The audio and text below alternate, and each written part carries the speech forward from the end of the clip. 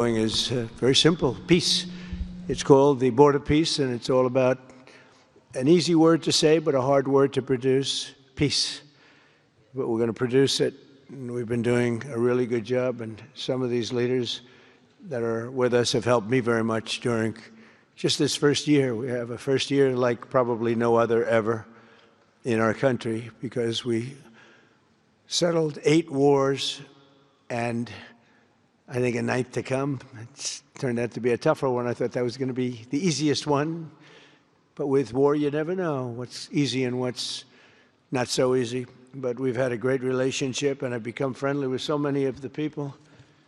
And I appreciate you being here. These are great people. These are great leaders. And the people that are watching by closed circuit and open circuit in many cases, they're so proud of it. They want it to be open. But they become incredible friends of mine. And, we rebuilt our country in my first term, and now we're at a point that the United States has never seen before. We broke 50,000 on the Dow. They said that would take 4 years. We broke 7,000 on the S&P. They said you couldn't do that within 4 years. It would be impossible. And when I came in, they were all saying, if you could get to anywhere close to 45,000, it would be amazing achievement over 4 years. Well, we hit 50,000 in the first year, and we hit 7,000, which was actually tougher to do, according to the Wall Street geniuses. We hit 7,000 in the first year. They said it could take 4 or 5 years. They'd be very happy. It would have been a great job. We did it in 1. But we're doing a great job. Board of Peace is one of the most important and consequential things I think that I'll be involved in. We've been involved in a lot, and really I've been involved in a lot with the people up here. We work together on ending wars with their country. Some of the wars were 32 years long, 32, 34, and a 37. That's a long time, and we ended it in about 2 days, each one of those. But we have some other work to do, and we're getting it done. Gaza is very complex. It's been amazing. I want to thank Steve and Jared for an amazing job. Marco's over there watching. Everybody's fantastic. And JD, what a job. They were all doing. This is a team. I think it's the best team ever assembled. And you see that by the results. So today is a tremendous honor to welcome you all to the United States Institute of Peace for the inaugural meeting of the Board of Peace. Very important. I believe it's the most consequential board, certainly in terms of power and in terms of prestige. There's never been anything close, because these are the greatest world leaders. Almost everybody's accepted, and the ones that haven't will be. Some are playing a little cute. It doesn't work. You can't play cute with me. But they're playing a little bit, but they're all joining. Everybody, most of them very immediately. A few that we really don't want because they're trouble. Take care of them. But this is the most prestigious board ever put together. I've seen some great corporate boards. I've seen some great boards, period. It's peanuts compared to this board, because we have virtually everyone is the head of a country other than Johnny, but he's the head of soccer, so that's not so bad, right, Johnny? I like your job the best, I think. And by the way, your World Cup has set every single ticket record in the history of soccer. In the history, nobody's ever seen anything like it. The sales are virtually complete. Nobody's ever seen anything, so congratulations. You made a good decision. We did it together. Thank you, Johnny. Great guy. So I want to thank the many leaders and dignitaries who have traveled great distances and lengths for the important gathering that we're at right now. This building was built for peace, and nobody knew what to name it. And then Marco named it after me. I had nothing to do with it. I swear I didn't.